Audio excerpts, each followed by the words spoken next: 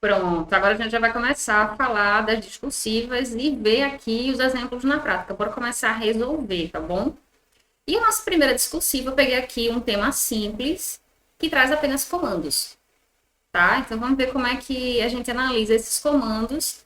A gente vai falar aqui no tema das tendências pedagógicas, esse vai ser nosso primeiro tema. Especialmente a gente vai trabalhar com a tendência progressista libertadora, que é a tendência Paulo Freireana, a mais provável aí para o concurso de vocês, tá?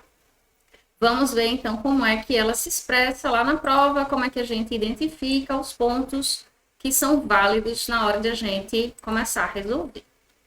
Olha só, vamos ler já com aquela coisa da caneta na mão para sublinhar, tá? Os comandos, eles são muito importantes. E se a gente não conseguir sublinhar todas as partes dos comandos, a gente pode deixar alguma coisa de fora e não é o que a gente quer. Então, vamos ter atenção total aqui nesse momento, beleza? Olha aí. Então, no que diz respeito à formação continuada de professores, explique, ó, um verbo de comando já, a gente já sublinhou. Explique por que os saberes fundamentais destacados na literatura de Paulo Freire, em sua obra Pedagogia da Autonomia, Saberes Necessários à Prática Educativa, podem contribuir para o processo de transformação da educação brasileira. Opa, vamos voltar. Explique por que os saberes fundamentais destacados na literatura do Paulo Freire podem contribuir para o processo de transformação da educação brasileira. Isso aí é uma pergunta que a gente chama de um comando. Então, a gente, ó, sublinha ela inteira, porque a gente vai precisar começar, já que é o primeiro comando, começar respondendo essa questão. Por que começar respondendo essa? Porque se vocês observarem, tem mais uma. Ó, cite ao menos 6 saberes e justifique sua resposta. Então, o que é que a gente percebe aí? Nós percebemos que existem 2 comandos, tá? Então, o primeiro comando eu coloquei aí de vermelho, é uma explicação que a banca pede. A gente vai ter que dar essa explicação na entrada da nossa discursiva. E na sequência ela pede, ó, cite ao menos 6 saberes e justifique sua resposta. Então, a gente tem primeiro comando, explicação. Segundo comando, citação dos 6 saberes e comentário sobre cada um deles, né? Quando a banca pede para a gente justificar, na verdade o que ela quer dizer é fale um pouquinho sobre cada um deles. O que é a justificativa, né? A justificativa é uma parte estrutural da questão discursiva. E a justificativa, ela pede para a gente dizer por que ou para que de algo. Então já pense nisso, a gente vai citar o saber e vai dizer por que ou para que ele serve. Fechou? É só isso. Então a gente não pode simplesmente citar 6 saberes um atrás do outro numa enumeração, porque nós estamos fazendo uma questão dissertativa, e a questão dissertativa ela é um texto expositivo que deve seguir uma ideia depois da outra com conexão entre elas, né? Então com links lógicos. A gente vai ver como é que faz isso aqui direitinho. A gente então tem 2 comandos, eu separei em cores diferentes para vocês diferenciarem, tá? E aí nós vamos já para o começo da prática. Vamos começar a resolver.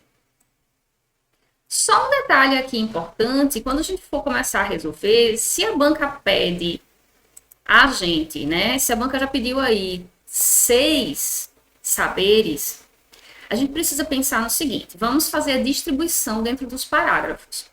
Se são 6 saberes, a gente pode dividir 2 saberes por parágrafo. A gente começa o parágrafo 1 com a explicação que a banca pede, e na sequência, depois da explicação, a gente já vai citando os 2 saberes e explicando eles. No próximo parágrafo, mais 2, e no terceiro parágrafo, mais 2. A gente, nesse caso aí, faz 3 parágrafos, cada um com cerca de 5 linhas. O parágrafo 1 vai ter um pouquinho mais de linha, porque vai ter a explicação e 2 saberes. O parágrafo 2 pode ter 4, o parágrafo 3 pode ter 5, por exemplo, certo? Isso aí vai manter a harmonia do texto e a gente vai conseguir dar as respostas separadamente e a banca vai conseguir identificar fácil as nossas respostas, tá? Então, isso aí é importante. Bora lá, então, para o primeiro passo. A gente já vai começar aqui a explicar esse primeiro saber e essa resposta. Lá a banca tinha pedido para a gente fazer uma explicação, né? Porque os saberes do Paulo Freire, né, podem contribuir para o processo de educação. Vamos reler aqui. Vamos reler a explicação que a banca quer que a gente dê no início do texto. Explique por que os saberes destacados na obra do Paulo Freire podem contribuir para o processo de transformação da educação brasileira. Então, como é que eles podem contribuir ali para a transformação da educação, né? Então, bora começar respondendo isso. Olha só, a aplicação de 27 saberes, aí a gente já vai começar a trazer as nossas informações, os nossos conhecimentos sobre o tema.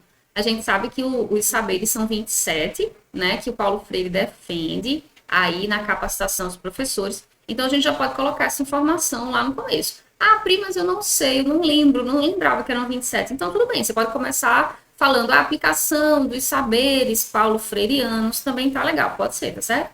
Então, mas a gente começou aqui assim. A aplicação de 27 saberes fundamentais à prática docente, de acordo com o educador Paulo Freire, tem como objetivo a melhoria do ensino e a transformação do processo de aprendizagem. Olha só, qual é o objetivo aí do Paulo Freire, né? O objetivo dele é fazer com que o ensino melhore, focando no processo de aprendizagem. Então, para que o ensino melhore, ele pensa o que a gente precisa fazer como? Capacitar os professores. Então, por isso que esses 27 saberes, eles estão voltados ali para capacitação docente, certo? Então, dada essa primeira explicação, o objetivo aí do Paulo Freire é a transformação do processo de aprendizagem, especialmente. É assim que ele acredita que pode transformar a educação no Brasil. Ok, então a primeira resposta é a explicação. Se vocês observarem, a gente gastou 2 linhas e colocou um ponto. Fechamos a resposta.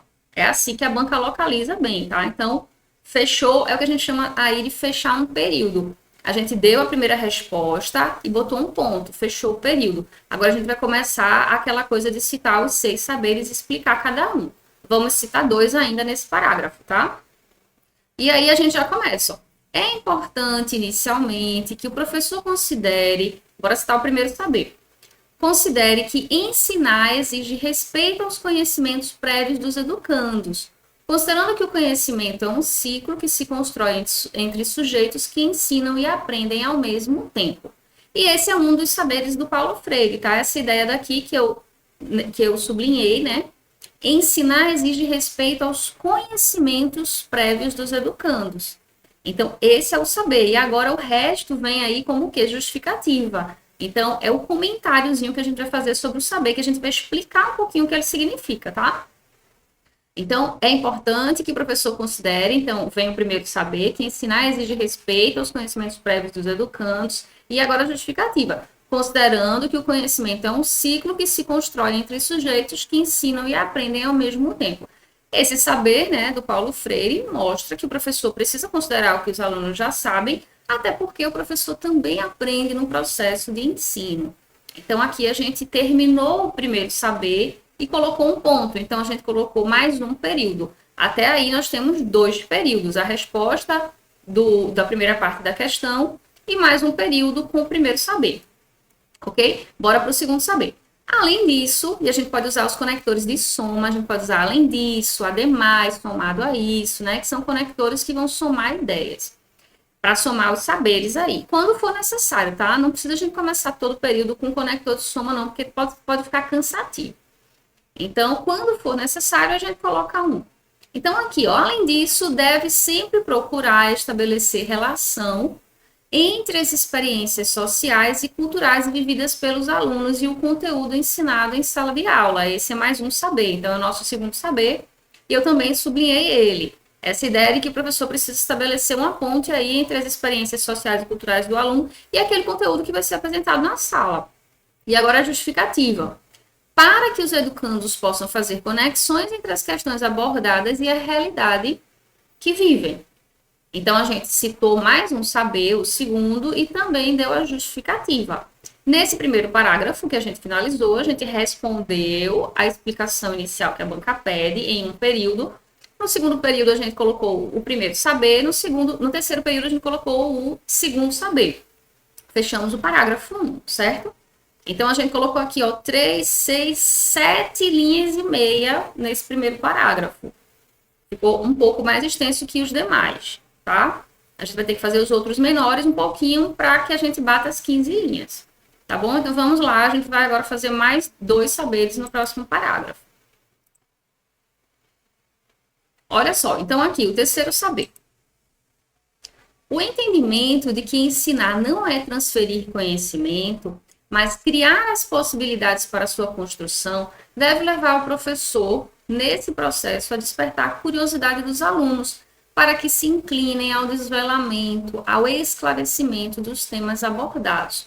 Então, aqui o terceiro saber, ó. Ensinar não é transferir conhecimento, e esse é um dos saberes paulo-freireanos, tá? Que foi o que eu sublinhei aqui. Então, o que é ensinar? Se não é transferir conhecimento, é criar possibilidades para a sua construção. Então, isso deve levar o professor a despertar a curiosidade dos alunos para que eles se inclinem ao desvelamento, ao esclarecimento dos temas abordados. E aí foi a justificativa desse saber. Daí nós vamos para o próximo. Além disso, a gente poderia ter colocado aí somado a isso. A ideia, inclusive, é que a gente nem repita o mesmo conector, tá? Poderia colocar aí um somado a isso. Mas, vamos lá, a gente colocou além disso, a banca vai penalizar? Não, porque estão em parágrafos diferentes, tá? Mas a gente pode usar outros recursos também para ampliar, né, nosso leque de palavras. Então, aí, além disso, é bom instigá-los, inclusive, a questionar o que aprendem, porque assim faz com que desenvolvam a capacidade crítica. Olhem só, esse quarto saber que aparece agora no parágrafo vem primeiro pela explicação e depois vem o saber, ó. Por quê? Porque a explicação conecta melhor com o saber número 3, o saber anterior que a gente colocou. Então, a explicação, ó, instigar os alunos ali e fazer com que eles questionem aquilo que eles aprendem, faz com que eles desenvolvam a capacidade crítica. A capacidade crítica, o desenvolvimento dessa capacidade é mais um dos saberes. E aí a gente trouxe primeiro a justificativa para conectar com o final, né, do terceiro saber ali. Vocês vão ver como isso fica melhor na hora que vocês estiverem desenvolvendo, tá? Porque a gente vai precisar criar conexão entre uma ideia e outra. E o importante é que fique claro cada um dos saberes e que cada saber fique justificado, né? Ele fique apresentado, a gente comente um pouquinho ele e ele fique em um período diferente. Observem que nesse segundo parágrafo da gente, nós temos 2 períodos, né? Uma ideia que vai até o ponto, 2 ideias que vão até o ponto, com 2 saberes diferentes, o terceiro e o quarto. Beleza? E eles estão aí conectados do ponto de vista da semântica. Então, vamos lá para o nosso último parágrafo, que vai trazer os outros 2 saberes que faltam. Então, aqui, ó. Ademais, é importante que o professor invista na formação ética dos sujeitos, respeitando a autonomia e a integridade de cada ser humano, as curiosidades, o modo de falar e interagir, pois educar é também diminuir distâncias. Então, aqui a gente traz o quinto saber, que é investir na formação ética dos sujeitos, e uma breve explicação também do que isso significa, né?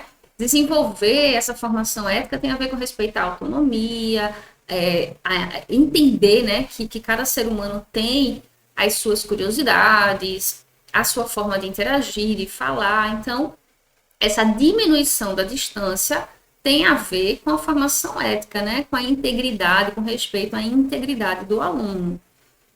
E aí a gente vai para o último dos saberes e a gente pode colocar ali um conector conclusivo no finalzinho, ó. E, por fim, é necessário ficar atento ao fato de que ensinar exige a corporificação das palavras pelo exemplo. Por isso, a importância de o professor agir pautado nos princípios de conduta que são ensinados aos alunos ao longo do seu período de formação. Então, o último saber, né, o sexto, o último que a gente citou, traz essa coisa de corporificar as palavras pelo exemplo. Então, tanto é importante que o professor dê exemplos para que os alunos entendam na sala o que significa ali o conteúdo, como também é importante que o professor sirva como exemplo daquilo que ele ensina. Tá? O Paulo Freire coloca mesmo essa ambiguidade nesse saber para que as duas partes interajam, né? Para que esses 2 pontos aí, para que o docente consiga dar conta dessas 2 possibilidades, tá? Então, aqui, olha só, a banca pediu 6 saberes. Ela disse, ao menos, né? Cite ao menos 6 saberes. Se a banca pede ao menos 6, a gente pode citar mais do que 6? Pode. Só que tem um detalhe aí. Ela vai pontuar 6. Então, se alguém fez 7 saberes e outra pessoa fez 6, quem fez 7 não vai ganhar uma pontuação maior, porque a banca disse ao menos 6. Então, o que significa? Se você fizer 6, você vai ter a pontuação cheia. Se você justificar cada um deles. Então, às vezes, o candidato pensa, Pri, eu posso fazer, já que são 27 e eu não sei justificar, eu posso colocar os 27 saberes e aí eu vou conseguir pontuar cheio? Não, tá? Então, numa questão discursiva, se a banca pede para a gente justificar, ainda que ela não peça para a gente justificar, é importante que a gente justifique. A gente nunca pode simplesmente citar, a gente tem que citar e comentar, certo? Então, às vezes ela vai dizer justifique, outras vezes ela não vai dizer, mas mesmo quando ela não disser, procure explicar aquilo que você cita, porque uma citação feita como uma enumeração, né, a gente só citando, se vocês observarem, vocês não vão estar fazendo um texto corrido, um texto expositivo.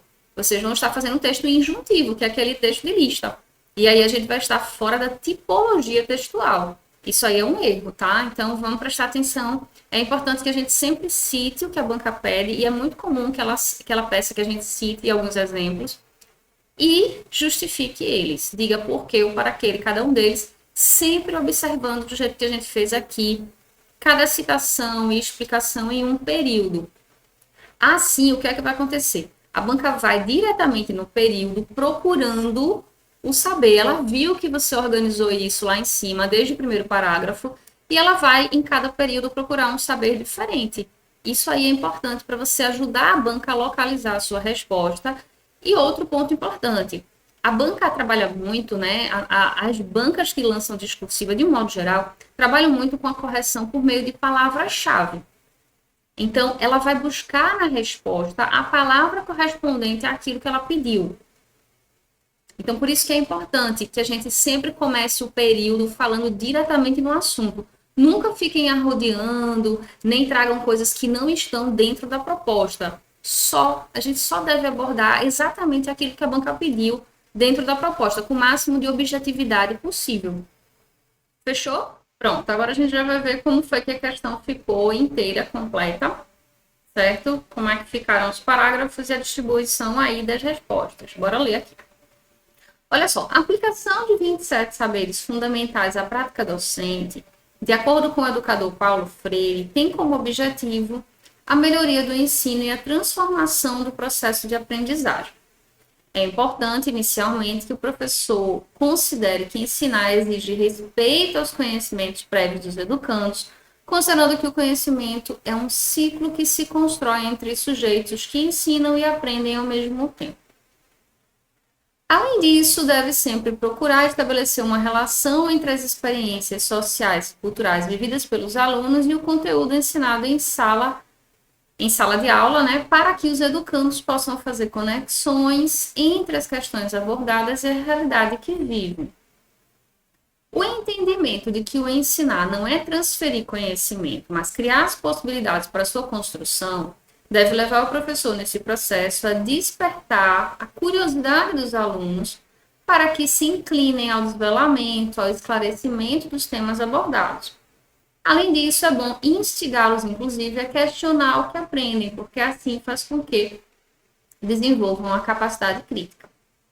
Ademais, é importante que o professor invista na formação ética dos sujeitos, respeitando a autonomia e a integridade de cada ser humano, as curiosidades, o modo de falar e interagir, pois educar é também diminuir distâncias. E, por fim, é necessário ficar atento ao fato de que ensinar exige a corporificação das palavras pelo exemplo, por isso a importância de o professor agir pautado nos princípios de conduta que são ensinados aos alunos ao longo do seu período de formação. Beleza, pessoal? Então, isso aí é a discursiva inteira. Vejam que os parágrafos estão corridos aí, o texto é um só, e todas as respostas foram contempladas. Essa organização que eu peço que vocês tenham, né, na hora de dividir os saberes aqui em períodos diferentes, contemplar cada parágrafo ali com as respostas que se equilibram dentro da formulação que a banca fez, né? Para a gente não fazer um parágrafo com 10 linhas e outro com 5. A gente equilibrou aqui os saberes, fica fácil da banca identificar. E assim a nossa pontuação é otimizada. A gente chega muito mais rápido em cima daquilo que a gente quer, que é da nota máxima de pontuação de conteúdo. Fechou? Então vamos lá para a nossa segunda questão discursiva.